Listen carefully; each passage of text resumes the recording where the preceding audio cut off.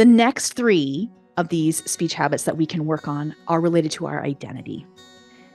These are things that we often use all the time. Honestly, I feel like these are more tricky. These are things that definitely are things that come up for me still. The first one is the word just. Now, there's two ways we can use the word just that can be a speech habit that kind of undermines our confidence. The first way could be almost as a replacement for the word only. So if we were to say, I'm just a mom, I am just a writer, I am just someone who talks to kids on Sundays.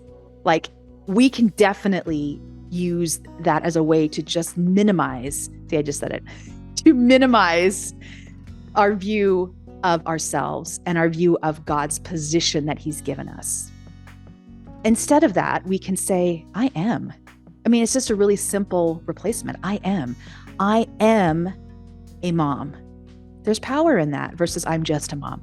I am a writer. I am someone who works with kids on Sunday. It makes me think of a funny story. When I was growing up, there was a family that my family knew really well. I remember the wife being incredibly positive and incredibly good at reframing difficult situations and circumstances. I asked her what she did, at what her profession was, and she said, I am shaping the future leaders of this country. I get to implant ideas every day in the minds of young people. And I thought, wow, okay, what kind of a job is that? Like, what are you doing? And she was a teacher. And just that simple reframing for herself of what she did every day, that she showed up and she got to impart wisdom to kids, that she got to shape the future minds of our country. That perspective changed how she showed up for her job. It changed how others viewed her. And I think just little switches like that can make such a difference, can't they? The other way we use the word just to undermine our confidence is we use it kind of as an apology. Like, we'll say, well, I just need a few things. I just need a few minutes of your time.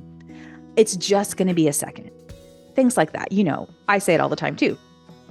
We use it as a way to give ourselves an out, as if we're saying, I know I can't take up space. I know it's too much to ask.